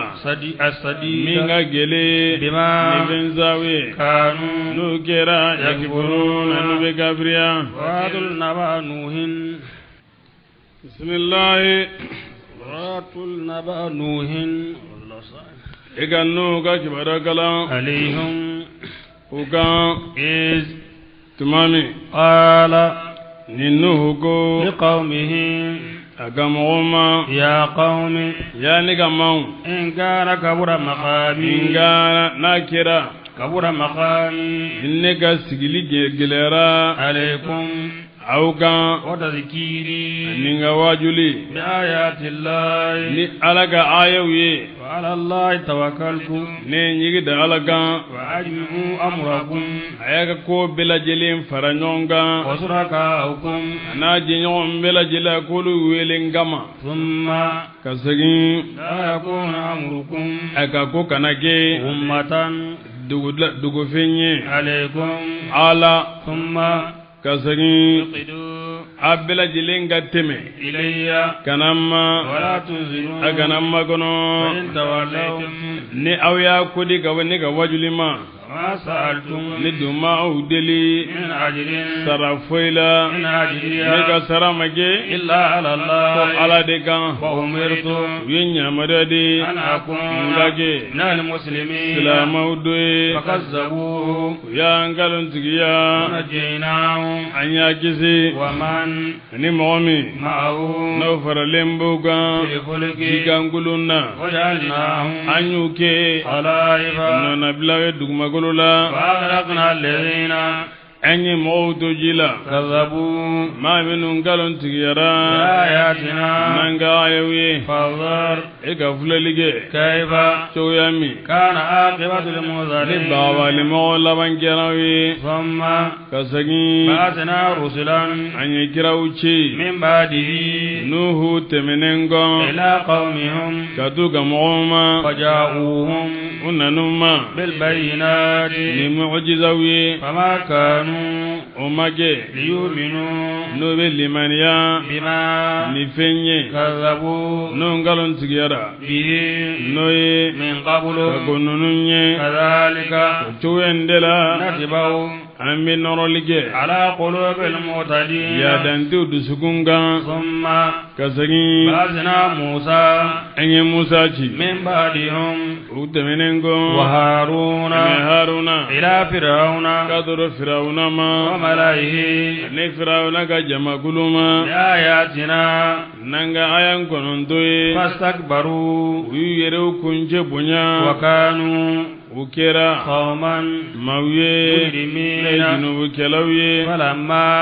tuma min جاءهم الحق ni tiɲɛ nanu ma من عندنا ka bɔ an yɔrɔ قالوا u ko إن هذا nin ma kɛ foyi ye in hadani لسحر يكورتي دي مبين أبانغالندو قال موسى موسى كو تقول يلا أو بافدوا للحق تيما لما تمامي جاءكم نيكين ناوما عسير هذا يلا نيني كورتي ولا يفلح الساحرون كورتي بولاو دون دي نيرو سرو نيرو باسرو دي قالوا ugo أجئتنا yali nana madewa لتلفتنا kan yelema أما kabo femma وجدنا آباءنا nanyam fausuru علي okan وتكون الكبرياء bonya kake لكما aw في filaye الأرض dugugolola وما نحن amma ke بمؤمنين limana jonye لكما aw filaye وقال فرعون firawnu go ائتوني ay namma بكل ساحر ni korde bola bela jelenye عليم noy aduna nganaye فلما tumami جاء السحرة ni korde bola unana قال لهم موسى musa kuma ألقوا ما aw ka fen fili أنتم ni aw ye ملقون filibagaw ye فلما tumami ألقوا n'u ka berew n'u ka jiriw bila قال موسى musa ko ما fɛn min جئتم ni aw nana به ni o ye السحر ko korte إن الله i k'a dɔn ala سيبطله ala b'o tiɲɛ إن الله i k'a dɔn ko ala لا يصلح على المفسدين a tɛ tiɲɛnikɛlaw ka baara ɲɛ ويحق الله الحق ala bɛ tiɲɛ sabati بكلماته n'a ka kɛlɛmaw ye ولو كره المجرمون hali ni junubikɛlaw ye o kɔn فما آمن maa si ma limaniya لموسى musa ye إلا ذرية ko jamakulu de من قومه kabini a ka mɔgɔw firawuna ka mɔgɔw la على خوف o yɛrɛ kɛra siran de kan من فرعون firawuna ɲɛ وملئهم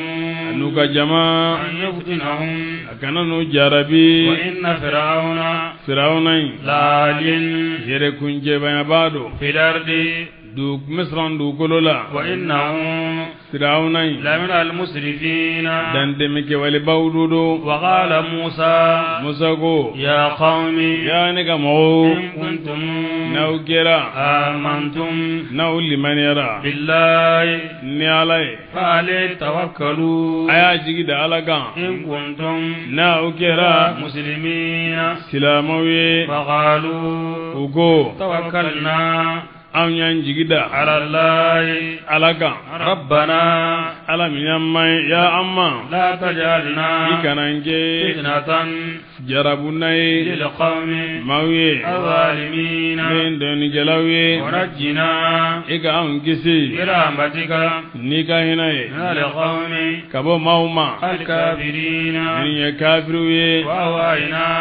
an ye wahayi di إلى موسى kana musa ma وأخيه ana balimake أن an ko de تبوأوا بيوتا aw ka sow somina لقومكما a fila ka mɔgɔw ye من مصر kabini misiran dugu la واجعلوا بيوتكم a k'a ka sow kɛ قبلة ɲɛsinfa ɲisaliyɔrɔ ye وأقيموا الصلاة a ye sali jɔ وبشر المؤمنين e ka limanajenw nisɔndiya وقال موسى n'a bɛ dugu lotise a k'a ɲɛsin kibila ma o bɛ baara nɔgɔya dɛ n'i bɛ dugu jɔ n'i sirabaw ɲɛsin kibila ma o bɛ baara nɔgɔya nka n'i ye jɛngɛ sow bɛ jɛngɛ ka bɔ kibila ma o la n'i bɛ seli a so suguya kɔnɔ fo i k'i jɛngɛ de tapiw ti tilen ni so kɔgɔ ye bilen koyi ayi i b'a bana minɛ a kɔnɔ o ka gɛlɛn kosɛbɛ naam وقال موسى musa ko ربنا ya amma إنك e tigitigi آتيت فرعون e de ye firawuna sɔn وملأه a n'a ka jama زينة masiri la وأموالا ani nafolow la في الحياة ɲɛnamaya la الدنيا n'o ye diɲɛ ka ɲɛnamaya ye ربنا ya amma ليضلوا o kun ye o ka fili عن سبيلك ka bɔ i ka sira jɛlen ma ربنا ya amma اطمس i ka tuseli kɛ على ka أموالهم nafolo ka i ka bayɛlɛma واشدد i ka sirili kɛ على ko قلوبهم dusukun ka kana don a la bilen ولا u يؤمنون tɛna limaniya حتى يروا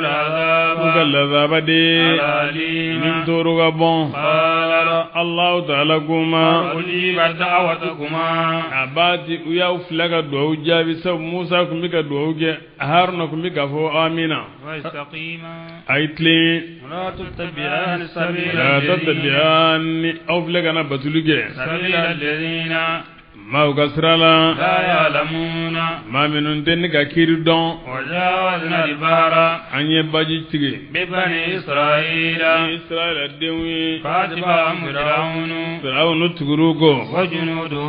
naga kerebulu بغيا bagamala وعدوا yadalila حتى إذا أدركه الغرق waduma minni Fir'auna ni ji ni toli nana dignyonya قال Fir'aunu go آمنت ne limaniyara أنه ka fo konye لا إله batumate إلا الذي kumami آمنت بنو إسرائيل ibanu siralaka u limaniyara به nai وأنا ne من المسلمين ne yul islamu doye الآن ha ne Fir'auna kai ana rabbukum lale ma alimtu lakum min ilahin ghayri wa folingo go ana rabbukum lale wa folingo amantu billadhi amanat bihi banu israila ne tawru chamaire la raw chara bulo anye gwana aya donga fo foiti akisiya fagande fo firu be disrala awa ayre manin fo ko asonala made ay aya fo de abiki siro nyini kaboni ngamana gwango aw ba kalama ayan gono do min dirama ay fen fo min ga surun ay nin gelengena o kelengena bela min ga surun ni no ni gelya min nana abela duta kuno wulla ko kala bil mania ni gelya min nana abela duta kuno wulla ko kala bil mania nga gelya no mete bana mal mania oh ningumati fo na fai nam الآن yala sitan doa وقد أسيت abade kutalige قبل kagonunye وكنت ekera من المفسدين jeni kala udoy فاليوم ekera cheni kala udoy bidoina ننجيك ambi kisi doronde ببدنك ni fargoloye لتكون note ni inni debode jigo ni bi fliki kenema yala sa enake آية kabagoye لمن mawiye خلفك ma minun bina na ikofe وإن كثيرا igado من chamamba الناس mini maula لغافلون luinyina mbato de ni tara haram la عن آياتنا haramu masra ni tara masra jamana yoro be ko haram aka fengoro be aga jigina koro marale fengoro lu be no kumarale be misra gon fo ka sedegere la o kelembe ka fendo bla vitri kono eno ko ya yere fargoloy nam لغافلون ma chama nyenyi namba tawde عن آياتنا banga dalu yawma ولقد بوأنا بني إسرائيل walla bati awnye israila deun jigi مبوأ صدق sinye sigiro la ورزقناهم anyu gersege من الطيبات mi halalawla فاعترفوا ma fonyango حتى جاءهم العلم ko donni nanengo made إن ربك imma يغلي ale debe kiritige بينهم oni yonche يوم القيامة yama jodonna فيما fenna كانوا nukera يختلفون be fonyango فيه ola وإن كنت ni ema lamini kera في شك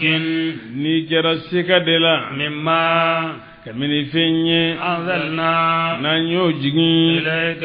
kana ima فاسأل الذين iga mo nyininga يقرؤون الكتاب men be kitabu koro kala من قولك kago enye لقد جاءك الحق abati china ni من ma ربك kabu imaro فلا تكونن ya siri kana من ge الممترين ikana mawdoe ولا تكونن ya siri kana من ge الذين mawdoe كذبوا ma minun kalon tigara بآيات الله nanga alaga ayawi فتكون no tibike من الخاسرين nyina mbato doe من الخاسرين ما perlon doy إن الذين ما منو حقت كلمات ربك قد كلمات ربك ne maga kelema wajibaran la zabaye عليهم uluka لا يؤمنون lutelimaniya ولو جاءتهم كل آية igan lajene kalan siraw washena da agema se age kam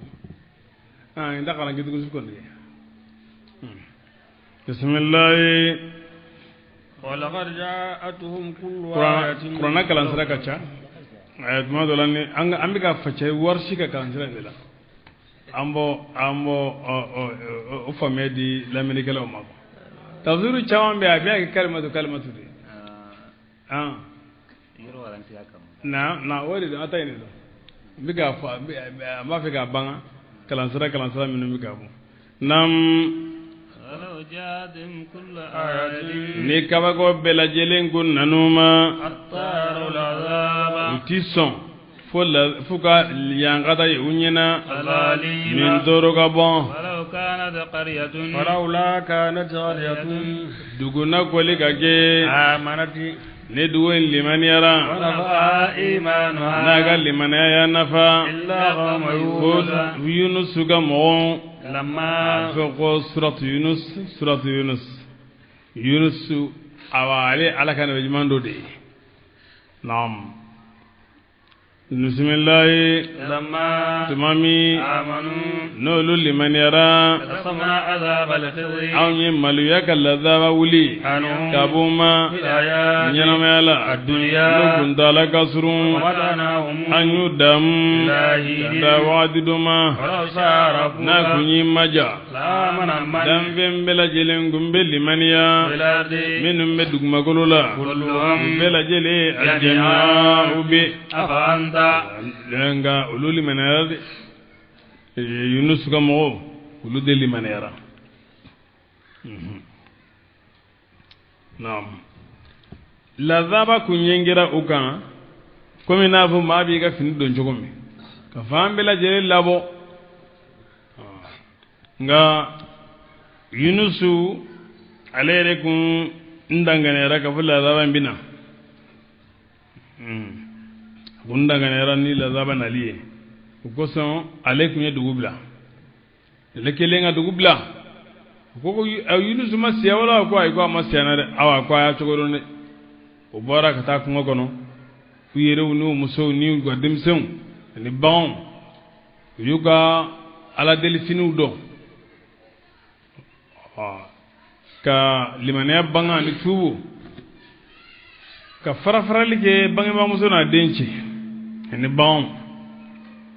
dokana rakaturu doma deun gana rakaturu bawma baw kana rakatu deuma uyu sinzinga dala mo bilajilin ku damagasi utubira kangane ya kala salai ala fana egele nguli kabuma kwa kera ashura dondela juma don ko tubi asira degrela hali na yasuru ikaso jolembe hal na yasuru minga so jolembe wali sipasmaga wali faraga hukumba bola nam tabarani ya lakalina ka sanadi ako tumami ni yangata yunus ga maulabo udamana ka toro chokoro waduma kameno ga doni gala tora ukoma awa ladaba jigira nanyede ebe munye ako abeka fo ya hayyu hina la hayya ya hayyu yuhyi al-mauta ya hayyu la ilaha illa anta kuyeni fo alai wuli gaboma al-nasru lugono man ni fo ni foli gay bari ibiga ala majamude na towe ya hayyu yuhyi al-mauta ya hayyu hina la hayya ya hayyu yuhyi al-mauta ya hayyu la ilaha illa anta وينفو على رجليانولي فضيل بن عياد على كما نماندو عليكو اللهم إن قلوبنا قد عظمت وجلت إن ذنوبنا على أنغا جنوبو أبونا دي وأنت أعظم وجل إيكا بواي إيكا فين باراني أني ni eyo dunge kana fiye barani anye ni aunyo dunge mami ni Yusuf bora akera bila zama makono ama foye ukama segin kadure ga mugoma ako nebi segin kaduro ma chugodi widan soron galon fulai ni mami ngunye galon tige dalu dun ta tige bolo ba tige fa ayele mana kabo ma adimine adona kulundola tumame no sera baji chema ajora ukala rado kunye kafo kulun atijo wanasro jombo lembala oye kalata kala bora yunusukan oya fili bajila jege ya kunu ay wele da dibiwla ko la ilaha illa anta subhanaka inni kuntu minaz zalimin ala ya ka wele jabi ay ka bo jege kono nam ala fili ala yi jiri fali akawdela nam bismillah yala tugure unnasa ibe mo konde ugaje mu'minina liman ajunye وما كان amanga لنفس ninye أن ninga limana ya لا بإذن ni الله alaga jmede وجعل الرجس ala be noge على الذين mauga لا ma minun di hakili قل maula mene gafo maganga firuma انظروا ay fulelige ماذا mun fendo في السماوات besangolola andugma golola وما دون الآيات kaba kouti nafanye والنذر ani bagabaliu عن قوم kabo لا mogoma يؤمنون ma minun delimalaya هل ينتظرون yute foi makono إلا مثل آيات fo الذين mauga don nyogona خلوا minun demena kabo unye kamini mandona قل ekafuma انتظروا ayo kono إني nere mewelo makono bawe kafarauka ثم kasagi نجي رسلنا ambanga kirau kisi والذين ay mo آمنوا ma minu liman yara كذلك kisi li njogo yala حقا wajibi ali siraka علينا anga نجي المؤمنين nanyere ka wajibi ali aw meli mana jongisi قل maula mine gafu ya magangau إن كنتم ya ugera في شك sikadela kamil ne ka dinala فلا تعبدوا ne te fembatu تعبدون na wo batu من دون na الله magina lai ولكن nga اعبدوا ne الله be ala de batu الذي allahummi يتوفاكم na ba numina وأمرت wenne nyamariya أن أكون kone kage من المؤمنين limana jondoe وأقم وجهك gomma ko ekinyesi للدين dinama حنيفا ni ummi laleme ka wadina tuma ولا تكونن ya seri kanage من المشركين filanga fudoe ولا تدعهما kana fembatu من دون na الله makina lai لا ينفعك no batuluti nafa ولا يضرك batu baliyati toro وإن فعلت niyo bara فإنك iga dogo إذن o bara kuma fe من الظالمين ile wilin do ni gelaw doe وإن يمسسك ni الله ala yeso mina بضر ni toro ye فلا كاشف koro talibate له o toro nye إلا fo هو ale ala inde وإن يردك ni ala ye lanyini بخير ni hera ye فلا رد sagini bate لفضله ala ka fisa dia ye يصيب من ala be mo soro li nyonya ni aye يشاء na o kanu na ye من عباده kamina ka jonna وهو ala الغفور ale de ya fa baye ale hine baye afu يا أيها الناس ya magangau قد جاءكم الحق abadi china na auma من ربكم kabo amaru فمن momi اهتدى ne kanana فإنما يهتدي odila ma bi kanade لنفسه ayere de ومن momi ضل no filila فإنما يدل odila ma bi filide عليها ayere de gan وما أنا ممكي بوكيل بيزل باي عليكم أوغان واتبع ما إيكا فيمباتو نوبو واي كان إيما واصبر إيكا صبلي أطاعكم الله والك كيري وهو عليه خير الحاكمين عليه كيري بو بلاتليني